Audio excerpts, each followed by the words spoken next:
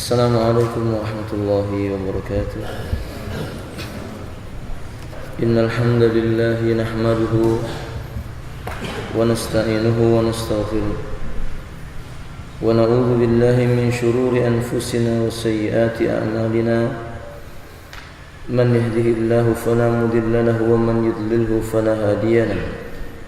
Asyhadu an la ilaha illallah wahdahu la syarika lahu وأشهد أن محمدا عبد الله ورسول الله. اللهم صل على محمد وعلى آله وأصحابه ومن تبعهم بإحسان إلى يوم الدين. أما بعد، akhwati rahimani wa rahimakumullah. Kita melanjutkan dari pembahasan buku detik-detik terakhir wafatnya Rasulullah SAW yang ditulis oleh Ustaz Abdul Hamid Usman dan Ustaz Abu Sa'id Ibnu Hamzah hafidhahumullah ta'ala. Pada pertemuan yang lalu telah kita terangkan tentang ganjaran bagi orang yang mempelajari hadis Nabi SAW. Berikutnya di halaman yang ke-42 beliau berkata, setelah berkhutbah Rasulullah SAW, maka Bilal mengumandangkan azan dan disusul dengan iqamah. Kemudian Rasulullah SAW mengimami manusia melakukan salat zuhur. Kemudian Bilal mengumandangkan iqamah kembali. Lalu beliau melakukan salat asar. Beliau tidak melakukan salat apapun di antara salat zuhur dan asar. Kemudian beliau menunggang Al-Qaswa menuju tempat wukuf. Di sana beliau mengistirahatkan ontanya dekat bebatuan menghadap kiblat dan memegang tali kekangnya. Beliau wukuf sampai matahari terbenam dan warna langit tampak kuning lalu menghilang perlahan-lahan. Pada penggalan ini mengisahkan tentang hajinya Nabi SAW. Setelah beliau berkhutbah, yakni yang dikenal dengan khutbah Arafah atau khutbah Hajatul Wada, maka Nabi bersama para sahabat melaksanakan sholat dengan cara dijamak, yakni zuhur dan asar. Dalam Islam menjamak salat itu disyariatkan. Kama qala Nabi sallallahu alaihi wasallam, sebagaimana Nabi sallallahu alaihi wasallam menyebutkan, fa idza kunta fi safarin, apabila engkau dalam kondisi safar. Dalam riwayat yang lain, wa in kunta maridun, kalau kamu dalam kondisi sakit. Fassalatu zuhri wal asri fi waqtin wahidatin. Salat zuhur dan asar itu diletakkan di satu waktu. Jadi bisa zuhur dengan asar di waktu zuhur, atau zuhur dengan asar di waktu asar. Qala Imam Ahmad, wal jam'u baina salataini fi safari awil maradi masyru'ah walakinna ghairu wajibah. Menjamak antara zuhur dan asar, maghrib dan isya itu disyariatkan, akan tetapi tidak diwajibkan. Saya ulangi, menjamak salat itu disyariatkan tapi tidak wajib. Tidak semua keadaan manusia bisa melakukan jamak. Ibnu Abbas radhiyallahu ta'ala menyebutkan, kana Rasulullah sallallahu alaihi wasallam jama'a bainal maghribi wal isya'i lamma nazalatil matar. Nabi menjamak zuhur dan Nabi menjamak salat maghrib dan isya itu terjadi ketika hujan turun. Maka dari sini para ulama sepakat, hujan yang deras yang membuat kaum muslimin mungkin tidak bisa kembali lagi ke masjid jika ia pulang, maka imam masjid punya hak untuk mengajak mereka menjamak dua salat ini, maghrib dengan isya. Akan tetapi menjamak secara terus-menerus tanpa udzur bukan karena sebab pekerjaan yang mendesak atau sesuatu yang sesuai dengan udzur yang syar'i, maka jamak seperti ini tidak disukai. Seperti yang dilakukan oleh orang-orang Syiah. Mereka tidak pernah salat kecuali 3 waktu. Zuhur dan asar dijadikan satu, maghrib dan isya dijadikan satu, kemudian subuh. Padahal dalam riwayat Al-Imam Al-Bukhari sebagaimana disebutkan oleh sahabat Abdullah ibn Umar radhiyallahu ta'ala anna Nabi sallallahu alaihi wasallam, sesungguhnya Nabi sallallahu alaihi wasallam itu yusalli subha ma'ana summa faragha an salatihi yu'allimana an umurid din. Sesungguhnya Nabi sallallahu alaihi wasallam selesai salat subuh. Sesungguhnya Nabi bersama kami mengerjakan salat subuh. Selesai salat subuh beliau mengajarkan ilmu agama sampai datangnya waktu zuhur, hatta balagha dhuhra. Selesai salat zuhur maka beliau mengajarkan ilmu agama lagi sampai datangnya salat asar. Selesai salat asar maka beliau mengajarkan lagi sampai menjelang maghrib. Lalu Nabi mengerjakan salat maghrib dan kemudian mengerjakan salat isya. Artinya Nabi mengerjakan salat di 5 waktu. Ini dalil menunjukkan menjamak terus-menerus maghrib dengan isya, zuhur dengan asar tanpa udzur syar'i, ini tidak dibenarkan dalam syariat. Wallahu a'lam bishawab. Faedah yang kedua yang dilakukan oleh Nabi ketika berada di Arafah, selesai khutbah Arafah, salat beliau dilakukan 2 rakaat. Kama qala Abdullah ibnu Umar wa kana Nabi sallallahu alaihi wasallam yusalli rak'ataini fi dhuhri summa qama yusalli al-'asr.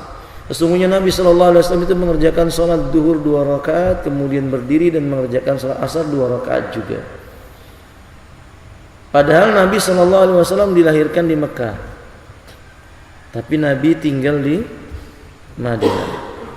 Ini memberi faedah bila kita telah tinggal di sebuah negeri seperti bapak-bapak di Balikpapan, mungkin kampung halamannya di Sumatera atau di negeri Jawa, maka bila Anda pulang ke kampung halaman itu tidak berarti Anda mukim. Maka seperti Nabi sallallahu alaihi wasallam, beliau kembali ke Mekah ketika beliau haji. Beliau pernah mengalahkan kota Makkah, lalu terbukalah kota Makkah. Beliau tinggal beberapa waktu di sana. Beliau sholatnya dalam kondisi 2 rakaat atau dikosor. Yang 4 rakaat itu dikosor. Sehingga orang yang mengatakan bahwa kembali ke kampung halaman itu sholatnya tetap seperti sholat di tempat dia tinggal, ini keliru. Dalam riwayat Al-Imam Daruqutni dikatakan oleh Abdullah Ibnu Mas'ud radhiyallahu ta'ala ya ummun Nabi sallallahu alaihi wasallam nasa bil Makkah faqala innana qaumun musafiruna. Ketika Nabi mengimami salat di kota Makkah bersama manusia, Nabi berkata, kami kaum yang sedang dalam kondisi safar.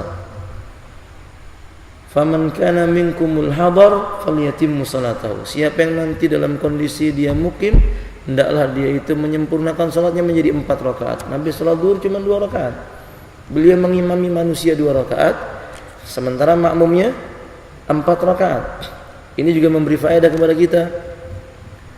Seorang imam itu diantara kriterianya adalah aqra'ukum li kitabillah, yang paling banyak hafalan Qur'annya, wa a'lamu fi umuriddin, dan paling dalam tentang pengetahuan agamanya.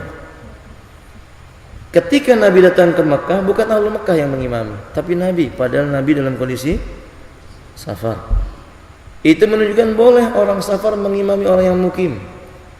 Dan itu juga menunjukkan tidak mengapa berbeda rakaat antara seorang imam dengan makmum. Itu tidak membatalkan salat mereka. Kedudukan orang yang menjadi makmum menyempurnakan kekurangannya seperti orang yang masbuk, dan tidak perlu menjadikan imam yang baru. Artinya ketika imamnya salam, yang di depan tidak perlu, yang di belakang tidak perlu maju memimpin yang lainnya, tidak. Tapi mereka menyempurnakan kekurangannya masing-masing.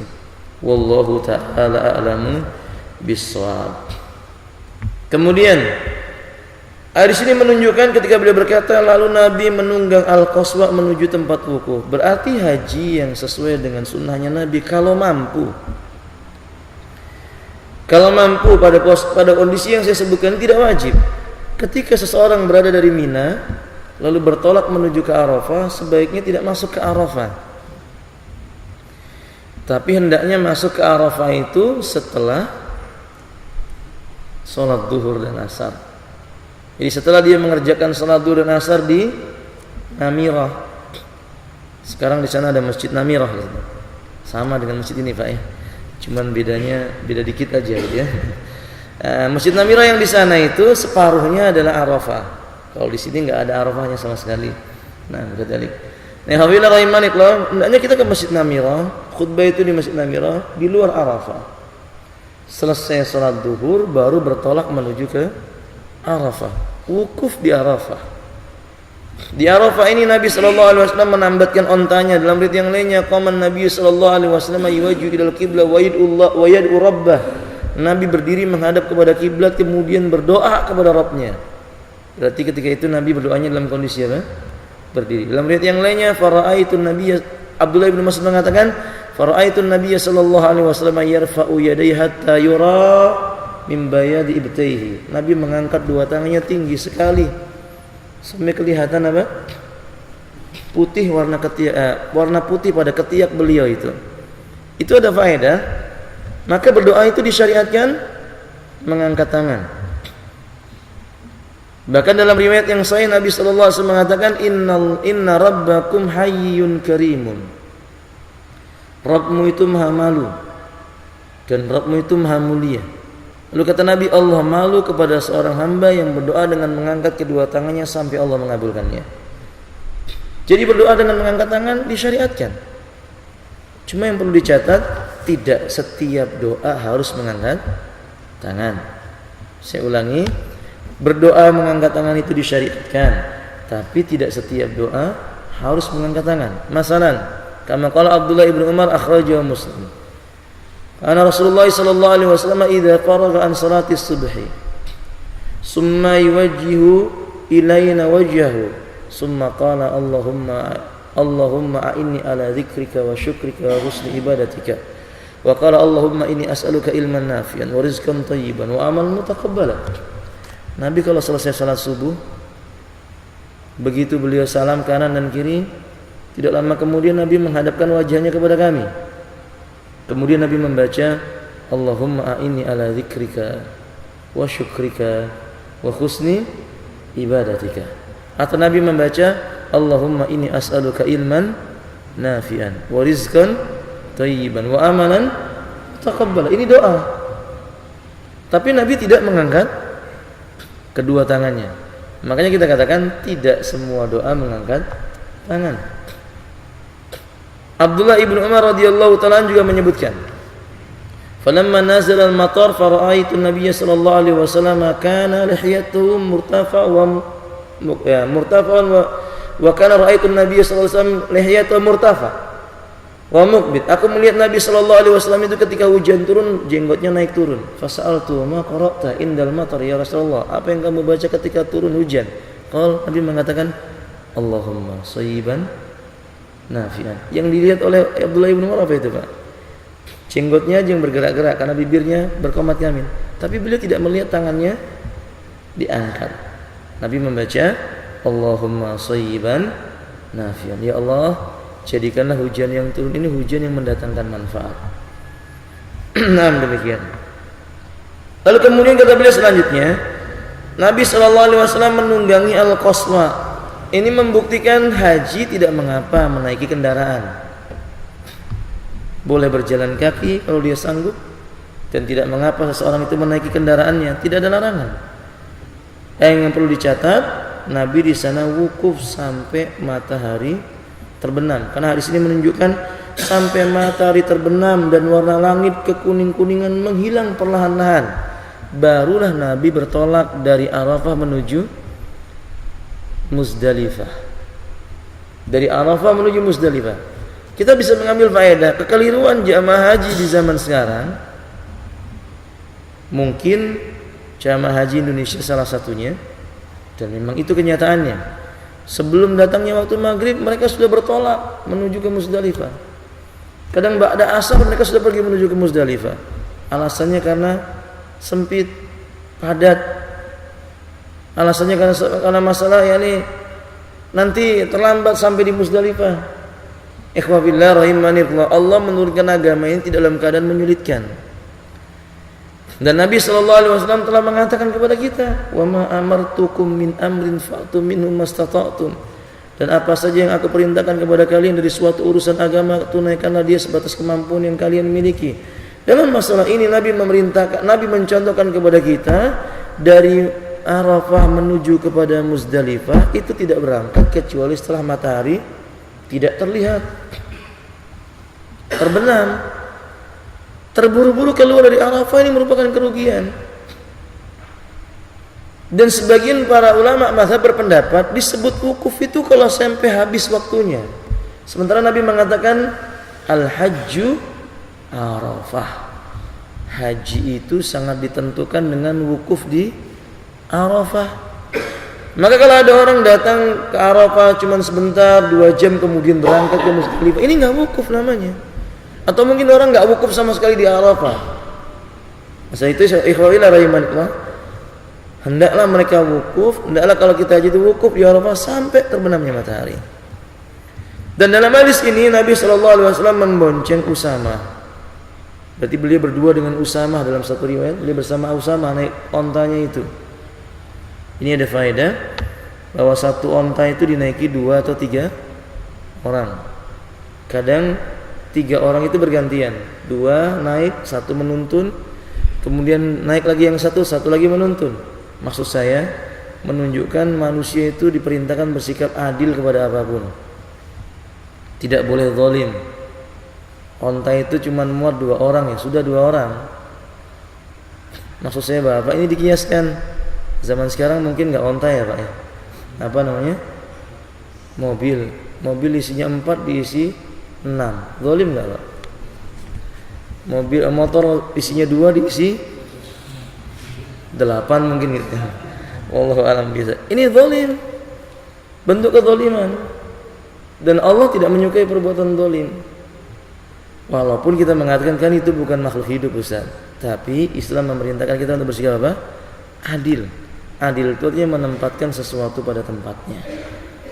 Wallahu ta'ala a'lam bishawab. Selanjutnya ikhwati rahimanillah, kita lihat alinea berikutnya. Setelah membonceng Usamah di atas ontanya, beliau berangkat menuju Muzdalifah. Beliau melakukan salat maghrib dan isya dengan 1 adzan dan 2 iqamah tanpa diselingi dengan salat apapun di antara keduanya. Sampai di sini ada faedah. Berarti Nabi menjamak 2 kali salatnya, di Arafah, Zuhur dan Asar. Kemudian Nabi SAW berada di Muzdalifah mengerjakan maghrib dan isya. Beliau kerjakan maghrib dan isya itu di Muzdalifah. Dan beliau tidak mengerjakan di antara 2 salat itu salat apapun juga. Setelahnya juga tidak mengerjakan salat. Ini faedah, menjamak 2 salat tidak diiringi dengan salat sunnah rawatib, tidak. Jadi enggak ada salat qabliyah zuhur kalau dia memang menjamak. Juga tidak ada ba'diyah zuhur kalau dia ingin menjamak. Tidak ada ba'diyah maghrib atau ba'diyah isya kalau dia ingin menjamak, karena memang al-aslu fil ibadati tauqifiyah. Hukum asal ibadah itu tidak bisa dilakukan kecuali ada contoh dari Nabi SAW. Nah, sebagian kita melihat orang menjamak zuhur dan asar, dia mengawali dengan qabliyah zuhur. La, tidak. Ini tidak demikian. Wallahu ta'ala a'lam bishawab. Faedah yang berikutnya, di dalam 2 riwayat yang kita sebutkan tadi itu, di dalam 2 ucapan yang kita sebutkan tadi itu, ikhwafillah rahimanillah, Nabi mengerjakan salatnya di permukaan bumi. Maka dalam riwayat yang dikeluarkan oleh Imam Al-Bukhari, Nabi berkata, wa ju'ilatil ardu liya wa li ummati tahuran wa masjidan. Wa fi riwayah wa masajida. Fa aina adraktumus shalah fa shalli 'alaiha. Wa fi riwayah fiha. Nabi mengatakan, dijadikan bumi ini oleh Allah tabaraka wa taala untukku dan untuk umatku suci dan bisa digunakan untuk bersuci dan sebagai masjid. Siapapun di antara kalian menjumpai datangnya waktu salat, salatlah kalian di atas permukaan bumi itu. Faedah, berarti saudaraku kaum muslimin rahimanillah, jangan ragu lagi bumi itu suci. Jika bapak-bapak di perjalanan menuju ke sebuah tempat, tidak menjumpai masjid, mungkin melewati sebuah hutan, berhenti sebentar. Kalau sudah masuk waktu sholat cari tempat yang lapang. Karena bumi itu hukumnya suci dan mensucikan. Yang kedua, kain wanita yang menyeret di permukaan bumi. Karena dianjurkan para wanita itu kainnya memanjang, menutupi telapak kakinya. Yang terseret di permukaan bumi tidak perlu khawatir. Debu yang ada di hadapannya mensucikan kotoran yang mengenai ujung dari kainnya. Nanti ada pembahasan khusus. Nanti kalau Anda belajar fikih kepada Ustaz Abu Yaman, tanyakan kepada beliau dalil-dalilnya. Nah, yang ketiga, Bapak Hafizah rahimani barakallah, hadis ini juga memberikan faedah kepada kita bolehnya bersuci menggunakan tanah atau debu. Dalam ayat Al-Qur'an menyebutkan fatayammamu sa'idan thayyiban. Bertayamumlah kalian menggunakan sa'id. Arti sa'id itu permukaan bumi. Setiap yang ada di atas permukaan bumi itu namanya sa'id. Di atas batu boleh, di depan tembok boleh, di permukaan tembok boleh, di tanahnya langsung juga boleh, di atas kayu juga boleh, ini juga boleh. Maka kalau Bapak tayamum, jangan buka-buka karpet, cari apa? Debu, jangan mencari tanah baru tayamum, tidak. Ini sudah cukup untuk bertayamum karena dia permukaan sesuatu. Wallahu taala a'lamu bissawab. Faedah yang terakhir dari ucapan yang dua ini, yakni hafizah, dipisahkannya dua sholat ini dengan iqamah, mengisyaratkan kepada kita sebagaimana pendapat sebagian para ulama, penulis kitab Al-Qaul Mubin fi Akhtalil Musallin menyebutkan qomat untuk setiap sholat itu hukumnya wajib. Qomat untuk setiap sholat hukumnya wajib. Wa in kana munfaridan, kata beliau, walaupun sendirian maka iqamah. Dalilnya adalah hadis ini. Tidak pernah dijumpai para sahabat yang mengerjakan sholat kecuali dengan iqamah. Tapi jumhur ulama seperti Imam Syafi'i, Imam Ahmad, Imam Malik berpendapat tidak. Qomat itu hukumnya mustahab, tidak sampai wajib. Dan saya condong dengan pendapat yang kedua ini. Dalilnya adalah dalam riwayat Al-Imam Muslim, ketika ada orang yang terlambat datang mengerjakan sholat, dia datang ke masjid mengucapkan salam kepada Nabi. Lalu lelaki ini mengerjakan sholat sendirian. Nabi berkata, "Man minkumul ladzi yuridu ayatasaddaqa ala hadzal rajul?" Siapa di antara kalian yang telah sholat ingin bersedekah dengan lelaki ini? Maka datanglah seorang lelaki menemani orang itu sholat. Dalam riwayat itu tidak disebutkan adanya apa? Iqamah. Maka para ulama berpendapat iqamah itu hukumnya tidak wajib. Tapi saya katakan dalam masalah ini ikhtiyatan, hati-hati lebih baik. Kalau seandainya iqamah itu hukumnya wajib, kita berqomat, kita lebih bebas dari yang wajib. Kalau seandainya hukumnya sunnah, kita tidak rugi karena telah melaksanakan perkara yang sunnah. Walhasil disyariatkan iqamah setiap mau melaksanakan sholat yang wajib. Sholat yang wajib ya, bukan sholat yang sunnah. Saya tambahkan, berarti selain sholat wajib tidak ada isyarat-isyarat untuk sholat. Misalnya sholat id, tidak ada satu riwayat pun yang menyebutkan sholat id itu pakai iqamah. Tidak ada satu riwayat pun yang menyebutkan sholat tarawih juga pakai apa? Iqamah. Timbul pertanyaan, menggunakan apa isyaratnya? Sebagian para ulama berpendapat menggunakan isyarat dengan kalimat as-salatu jami'ah. As-salatu jami'ah ini pendapat yang dipilih oleh sebagian mazhab Malikiyah dan juga dipilih oleh mazhab Syafi'iyah secara keseluruhan. Tapi Al-Imam An-Nawawi rahimahullah ta'ala dalam kitab Majmu' Al-Muhadzab mengatakan isyarat seperti ini la asla lahu fiddin, tidak dijumpai dasar hukumnya. Dan Imam Malik berkata kullu qaulin yu'khadhu wa yutraku, setiap pendapat bisa diambil dan bisa ditinggalkan. Sehingga meninggalkan kalimat as-salatu jami'ah ketika mengumumkan salat id misalnya atau salat apa? Tarawih, itu lebih mengarah kepada kebenaran. Li'anna Nabiy sallallahu alaihi wasallam qala man amila amalan laisa alaihi amruna fahuwa raddun. Karena Nabi mengatakan sesiapapun yang mengerjakan amalan yang tidak ada contohnya dari kami, maka amal itu menjadi sia-sia, tertolak. Wallahu taala alam bisawab. Kemudian hafizah rahimanillah, beliau lakukan itu sampai setelah itu beliau berbaring hingga terbit fajar. Berarti Nabi mabit. tidur di Musdalifah. Terjadi yang demikian itu sampai terbitnya fajar, lalu beliau melakukan salat subuh di Musdalifah. Ini memberikan insight kepada kita, termasuk kekeliruan kaum muslimin ketika haji, di tengah malam sudah berangkat menuju ke tempat untuk melempar jumrah, menuju ke Jamarat. Sekali lagi alasannya karena sebab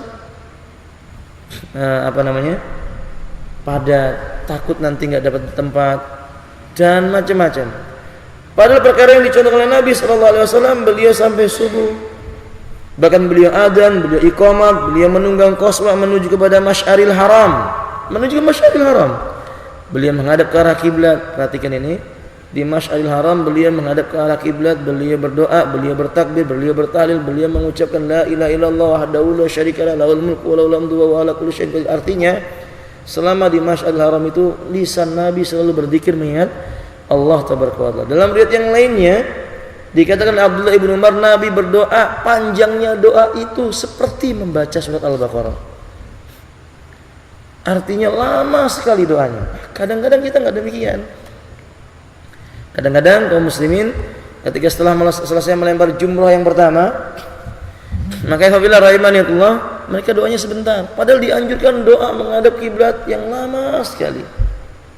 Ini dianjurkan karena di situ tempat yang diterimanya doa. Kalau seandainya nggak bisa mengangkat tangan, tidak mengapa kita berdoa tanpa mengangkat tangan. Kalau seandainya nggak bisa menghadap kiblat karena didorong-dorong oleh manusia, tidak mengapa lisan kita terus meminta kepada Allah tabaraka wa taala. Innallaha sami. Karena Allah itu Maha mendengar, dan Allah memerintahkan kepada kita, fattaqullaha mastata'tum. Bertakwa kepada Allah itu sebatas kemampuan yang dimiliki. Ini terjadi terus menerus sebelum matahari kemudian sebelum matahari terbit beliau berangkat dari Musdalifah menuju Mina. Beliau membonceng Fadl bin Abbas. Walhasil ini bagian contoh yang disebutkan oleh Nabi ketika berhaji. Saudara kaum muslimin, dari sini saja kita bisa mengetahui ternyata kadang banyak kaum muslimin berhaji tanpa ilmu. Tanpa ilmu, semua dibuat gampangan. Bukan mencari kemudahan tapi dimudah-mudahkan. Wukuf sebentar di Musdalifah, tidak mabit, yang penting nanti bayar apa? Denda, kata mereka. Melempar jumrah juga tidak mau serius dengan berzikir mengingat Allah tabaraka wa taala. Nanti di Mina tidak. Terutama ini Pak, terutama ketika kaum muslimin di tanggal 8 Zulhijjah.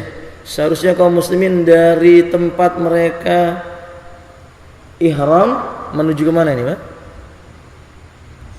Tanggal 8 Zulhijjah. Dari tempat mereka ihram menuju ke mana? Ke Mina. Lalu di Mina itu sebaiknya bagaimana? Bermalam.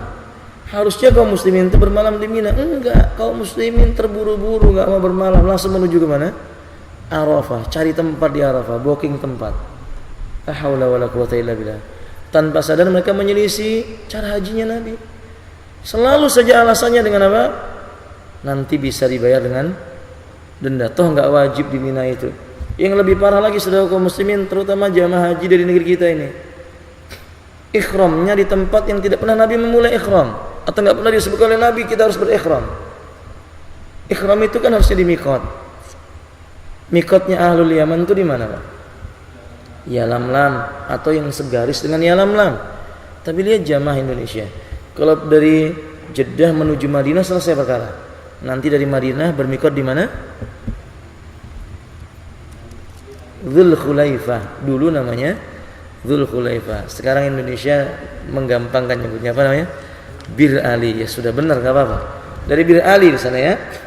Nah, kalau seandainya kaum muslimin itu dari Indonesia menuju Jeddah menuju Mekah, itu tidak boleh bermiqat di Jeddah. Kan tidak ada riwayat yang menyebutkan miqat di Jeddah. Memang ada fatwa sebagian ulama yang mengatakan boleh bermiqat di Jeddah, tapi nas tidak ada yang menyebutkan Jeddah itu sebagai tempat miqat. Kalau ada pendapat seseorang bertentangan dengan nas, kita ambil yang mana? Nas Al-Quran dan Sunnah.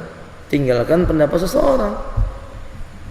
Karena wa ma kana rabbuka nasiya. Rabbmu tidak mungkin lupa menerangkan sebuah hukum. Dan banyak di antara jamaah haji Indonesia miqatnya itu di Jeddah, Pak. Pakai pakaian ikhramnya di Jeddah, mandinya di Jeddah. Kalau permasalahannya dia sudah memakai pakaian ihram, nanti di Jeddah mau mandi lagi nggak ada dilarang.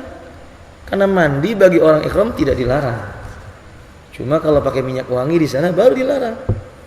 Ini beberapa poin yang bisa kita ambil catatan tentang masalah haji ini. Belum lagi saudara kaum muslimin, sebagian kaum muslimin berikhramnya pun dengan cara memakai pakaian yang salah.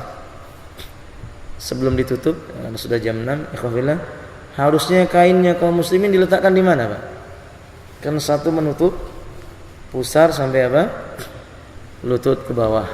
Satunya lagi di mana diletakkan? Dua-duanya di pundak atau satunya di bawah ketiak, Pak? Gimana, Pak? Yang kita banyak lihat di antara kaum muslimin, mungkin karena semangat lihat di televisi banyak orang haji itu diletakkan apa?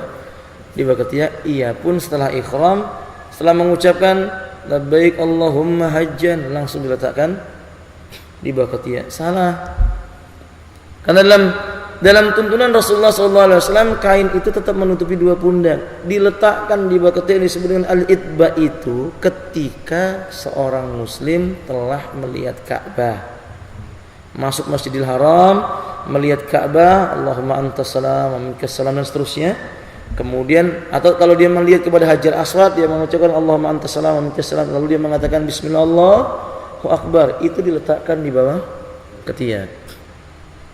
Berputar sebanyak 7 kali, 3 kalinya merupakan ramal, lari-lari kecil, sisanya berjalan kaki. Selesai putaran ke-7 dikembalikan lagi kainnya ke atas pundak. Karena banyak kaum muslimin sholat kainnya masih di bawah ketiak. Salah. Sesungguhnya Nabi SAW mengembalikan kainnya di atas pundak. Sholatnya itu kain di atas dua pundak. Selesai sholat menuju ke tempat sa'i. Sebelumnya yang lebih utama, selesai sholat minum air zam-zam, lalu siram kepalanya dengan air zam-zam sebanyak-banyaknya sampai basah kuyup. Itu laki-laki. Tapi di negeri kita perempuan ikut-ikut disiram juga, ya kelihatan rambutnya karena jilbabnya jadi apa? Basah. Ini keliru, salah. Itu laki-laki yang disiram kepalanya itu.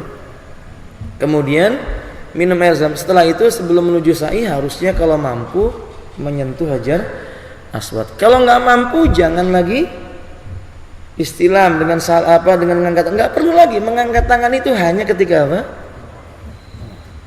Belum lagi kesalahan misalnya Bapak lihat sebelum sampai di Hajar Aswad di mana Pak? Rukun Yamani. Sunnahnya menyentuh rukun Yamani. Kalau nggak bisa menyentuh nggak perlu mengangkat tangan.